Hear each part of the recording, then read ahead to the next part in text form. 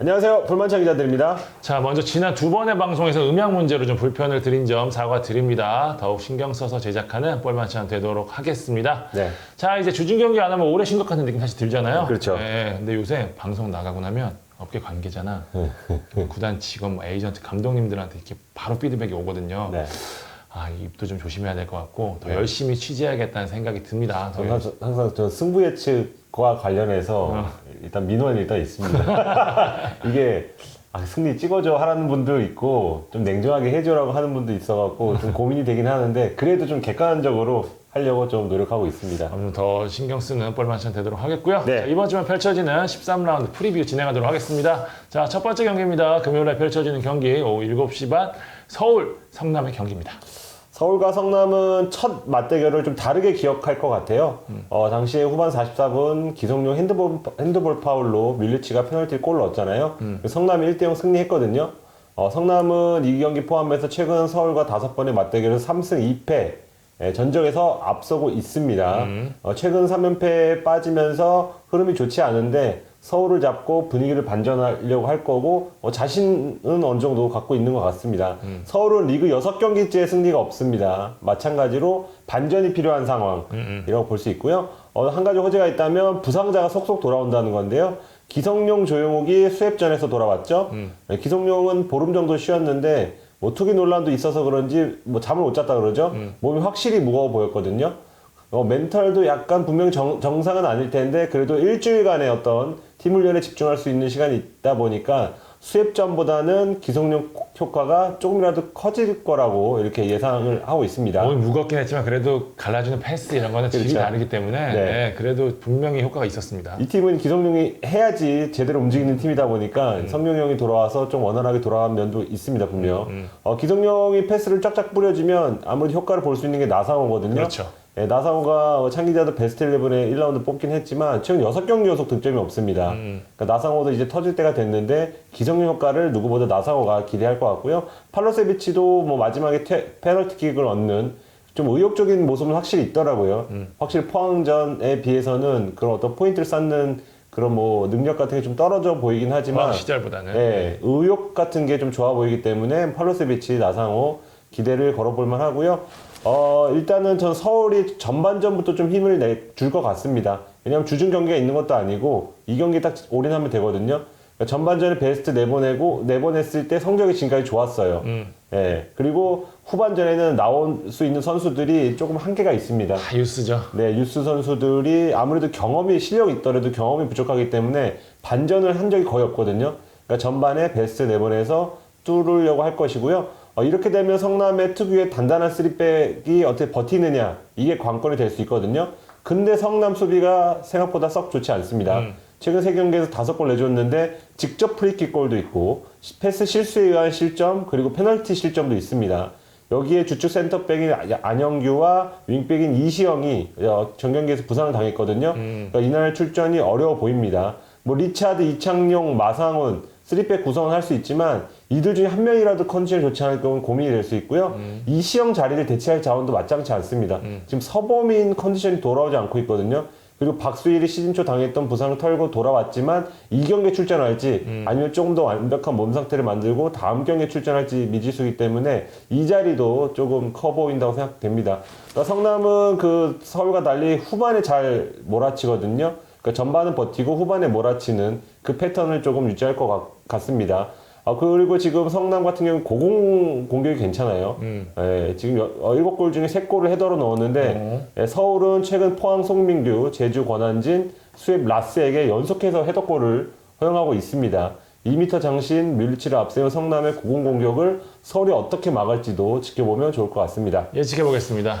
전형적인 저득점 양상으로 보고요. 전형적인 무승부 가능성이 높아 보입니다. 이 경기 후 예상 타이틀을 헛심공방.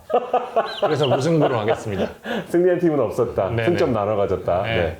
두 번째 경기는 5월 1일 오후 2시 열리는 수원FC와 대구의 경기입니다. 수원FC 첫 번째 골은 역시 22세 카드입니다. 이걸로 말이 많이 나오더라고요. 지난 경기도 그랬지만 이영준을 제외하고 역시 계속 부상 이상 회복이 된 사람이 없습니다. 네. 그래서 말씀하신 대로 지난 경기 2분 교체 카드로 말도 많았고 그럴 수밖에 없었다는 거 제가 좀 다시 한번 좀 말씀을 드리는데 네. 시즌 전 스쿼드 분석 때도 이야기했지만 22세 룰 2명 출전 룰이 2월 넘어서 결정이 났습니다. 그러니까 수원FC는 1명 출전, 1명 벤치를 염두에 두고 민동환이라는 22세 골키퍼 자원을 데려왔거든요. 근데 무용지물이 됐단 말이에요. 어쨌든 한 명이야 누구든 내보낸다는 생각을 하고 있었는데 그래도 2명이 뛰어야 되는 상황이니까 부랴부랴 22세 카드를 더 데려오려고 했는데 실패했어요. 22세 자원이 스쿼드 포함해서 5명밖에 없는데 말씀드린 대로 이영준 선수를 제외하고 다 다친 상황이에요. 그러니까 이영준 선수만 에트리에 넣는다? 그러면 연맹 규정에 따르면 한 명만 넣었을 경우에는 교체 카드가 3장밖에 안 돼요. 그러니까 이영준을 또 중간에 바꾼다고 감안하면 실질적인 교체 카드가 2장밖에 안 되는 거거든요. 그렇기 때문에 물론 김동균 감독의 선택에 비판의 목소리가 있을 수도 있다는 거는 뭐 맞지만 한편으로는 또 얼마나 답답하겠나 싶기도 해요. 22세 카드가 각 팀들이 어느 순간 뚝 떨어진 게 아니거든요. 예, 그러니까 오랫동안 육성을 하고 근데 수원FC 같은 경우에는 물론 U18팀도 늦게 생겼을 뿐더러 아직 이 선수들이 올라올 수 있을 만한 아직 그런 정도의 세팅이 되어 있지 않기 때문에 연맹이 원하는 U22세 가장 원하는 룰은 직접 키워낸 선수들을 이제 쓰자라는 그렇죠. 상황인데 네. 물론 뭐 지금 뭐 보도에는 뭐 2명 때문에 5명 2분의 빼라고 5명 넣은 거 아니다 이런 얘기 나오는데 사실 5명은 피파의 규정이에요. 그러니까 22세 룰을 위해 만든 규정이 아니란 말이에요. 근데 그런 면에서 지금 대한민국의 로컬 룰과 지금 피파의 국제 룰이 지금 약간 상충하는 과정에서 나온 약간 틈 사이에서 어떻게 보면 약간 편법 이런 게 좀 벌어지고 있는 상황이라 많은 팀들이 수원FC뿐만 아니라 근데 수원FC는 지금 상황이 훨씬 더 좋지 않기 때문에 어쩔 수 없이 뜨고 있는 상황이다라는 말을 다시 한번 좀 드리고 싶어요. 네네. 자, 두 번째는 이영재 선수인데 이영재가 지금 부상으로 당분간 출전이 어려울 것 같습니다. 또 다쳤어요? 네. 중앙 쪽에서 창의성 부족이 수원FC 약점이라고 볼 때 지금 박주호, 김건웅이 잘하고 있기는 하지만 이영재의 공백은 계속 좀 크게 느껴질 것 같고요. 세 번째는 가장 큰 약점인데 역시 공격력입니다. 최전방과 오른쪽 측면이 김 감독의 고민인데 최전방은 라스가 잘해주면서 조금 실마리가 풀리고 있긴 한데 양동현이 기대 이하의 결정력 보여주고 있거든요. 그러면서 계속 좀 아쉬운 상황이고 오른쪽은 좀 정충근, 나성은, 뭐 김원함 등이 계속 나서고 있는데 모두 기대에 미치지 못하고 있습니다. 그러면서 득점 고민이 계속되는 게 지금 수원FC인데 반면 대구는 모처럼 지금 고민 없이 미소를 짓고 있는데 최근 3경기 연속 1대0 승리라는 게 뭘 의미하냐?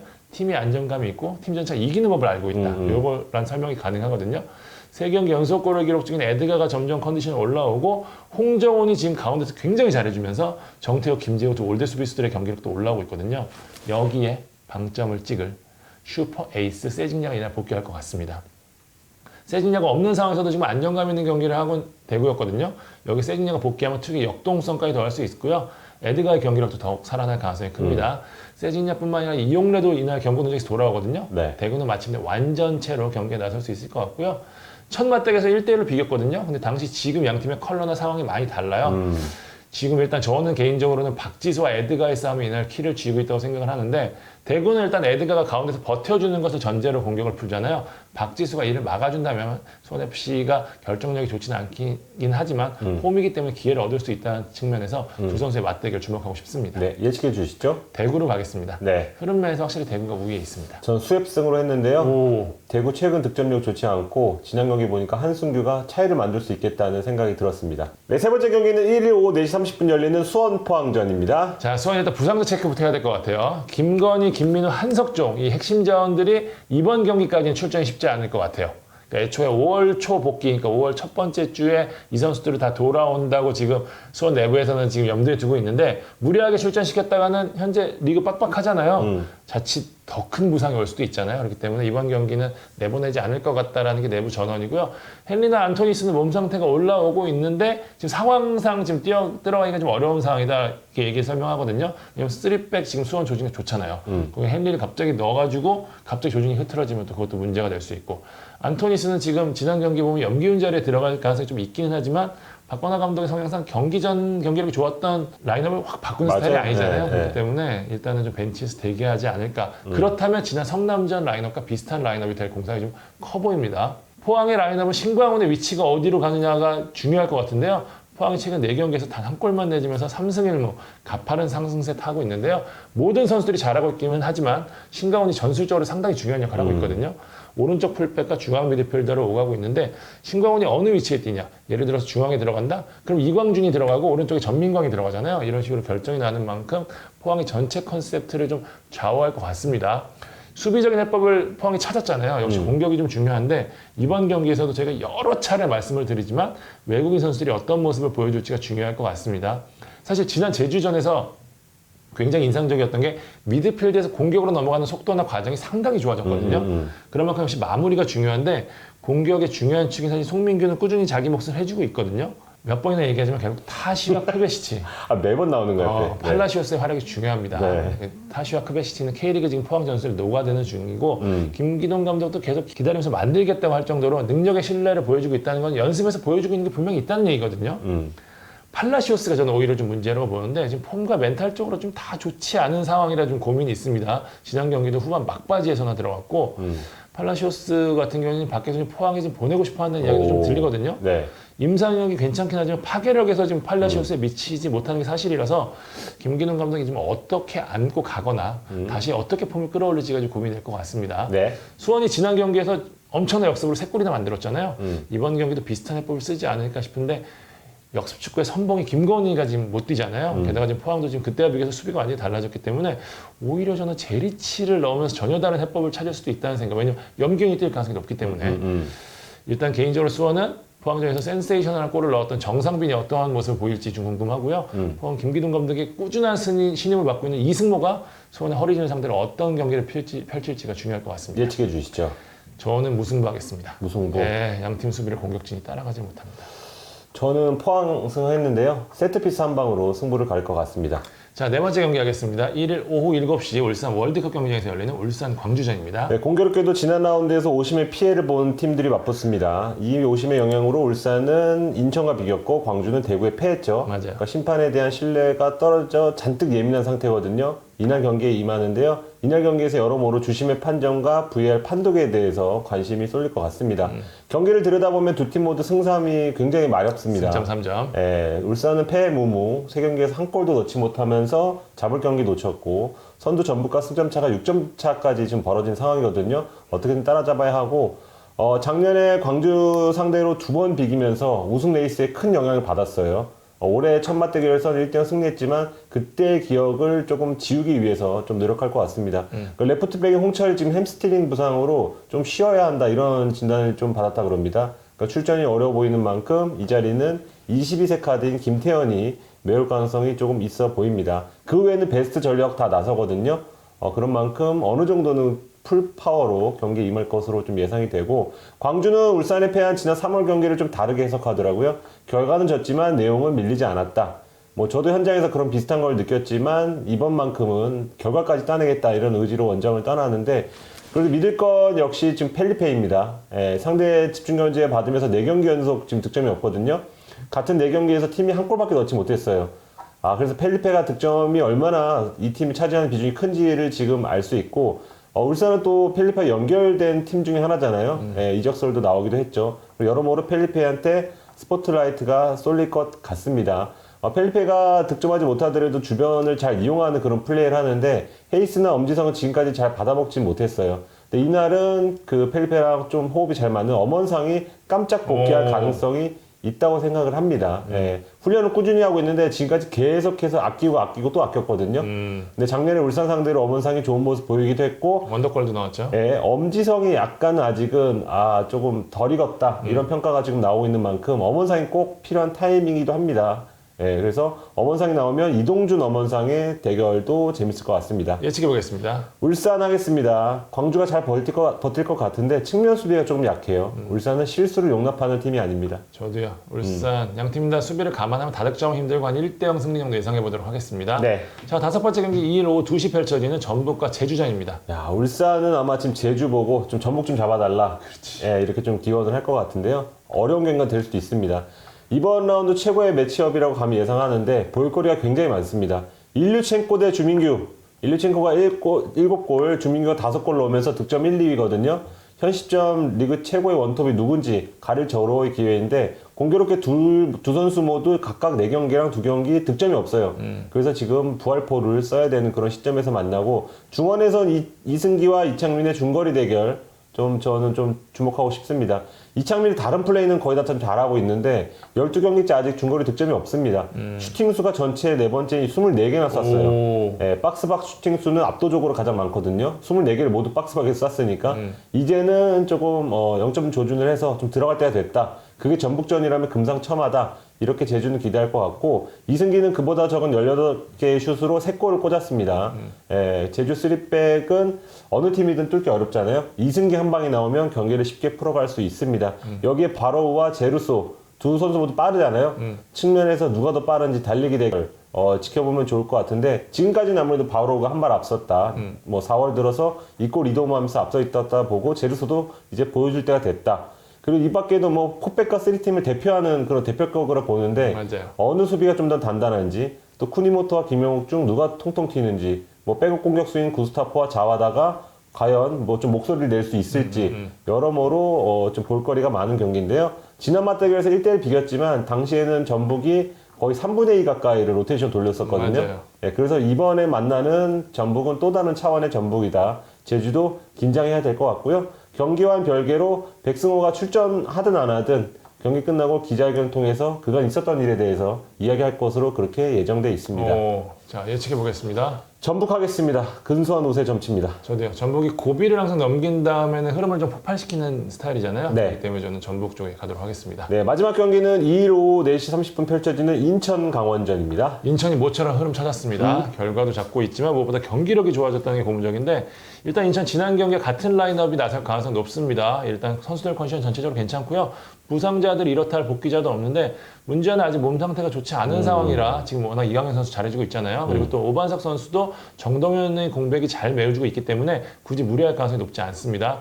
무고사가 어느 정도인지 계속 궁금하신 팬들 많을 텐데 계속 연습 경기 출전하면서 감각 올리고 있습니다. 28일이었죠. 영남들은 연습 경기 하는데 4골 넣었다고요. 네. 그러면서 감각 올리고 있는데 네. 어쨌든 지금 현재 김현이 워낙 잘해주고 있는 만큼 바로 선발 출전을 하지 않겠지만 상황을 봐서는 출전 시간을 더 늘려나갈 가능성이 높아 보입니다. 네. 강원은 악재가 좀 있습니다. 주장 임채민 선수가 이날 경기에 나서지 못할 것 같은데요. 지난 전북전 경기 종료 후에 지금 임채민이 무릎 쪽에 통증을 호소했대요. 네. 그래서 당분간 출전이 쉽지 않아 보인다는 게 내부의 얘기인데 대신 근육이 좋지 않아서 못 뛰었던 김영빈이 이날 돌아올 것으로 보입니다. 임채민의 자리를 김영빈이 메울 것으로 보이는데 강원이 현재 지금 풀백 출신인 윤석영 신세계를 3백 좌우에 내세우잖아요. 임채민의 리딩 역할이 상당히 중요했고 실제로 굉장히 잘하면서 수비력이 좋았었는데 최근 강원이 이 짠물 수비를 했던 가장 큰 이유기도 한데 김영빈이 과연 이 역할을 얼마나 해줄지가 이날 강원의 최대 변수가 될 것 같습니다. 네. 강원은 이제 복귀 후 맹활약을 펼치는 임창호가 오른쪽을 든든히 지켜주는 가운데 왼쪽으로 이동한 김수범이 사실 오른쪽에서 뛸 만큼의 경기력을 보이지 못하고 있거든요. 그렇더라고요. 그런 상황에서 송준석이라는 새로운 재능을 발견했습니다. 내부 평가가 상당히 좋더라고요. 전북을 상대로 좋은 모습을 보였던 만큼 이날도 기회를 얻을 것으로 보이는데 강원은 확실히 지금 B팀 출범 후에 젊은 선수들이 동기부여 측면에서 굉장히 큰 힘 받고 있습니다. 경기에서 잘하면 1군 올라가서 기회 받고 1군에서 또 편안한 마음으로 하면서 그러면서 새로운 원석들이 계속 나오는 그런 선순환 구조가 잘 자리 잡고 있거든요. 강원의 22세 카드는 지금 박상혁 선수가 최전방에 지키면서 한 자리로 지금 왔다 갔다 하고 있는데 다른 선수들도 지금 호시탐탐 보이고 있는 상황이라 상황 좀 봐야 될 것 같습니다. 긍정적이네요. 네. 첫 맞대결에서는 지금 강원이 한 명 퇴장당하는 불리한 조건에서 2대0 이겼잖아요. 이게 첫 승이 되면서 흐름을 탔고 반면 인천은 그 경기를 기점으로 가라앉았거든요. 양 팀이 지금 많은 스타일이 바뀐 상황이라 첫 경기 결과는 의미가 없을 것 같은데 인천은 잘 되는 경기는 어김없이 아길라르가 잘했거든요. 아길라르가 살아야 4개 봐도 살고 강원은 아길라의 흐름을 끊어줄 한국영이 어떤 플레이를 펼칠까. 사실 지난 경기 실수 때문에 좀 마음고생이 있을 수도 있는데 그 여파를 잘 씻을 수 있을지 여부도 보면 재밌을 것 같습니다. 예측해 주시죠. 인천. 홈에서 강한 데다 흐름이 왔습니다. 아, 잠깐만. 임채민 얘기를 하는 바람에 제가 강원이라고 적어놨는데 고민되네요. 그럼 저도 바꾸겠습니다. 무승부로. 네, 강원이 실점을 아무래도 할 것 같네요. 네, 한 1대1 정도의 무승부 예상해 봅니다.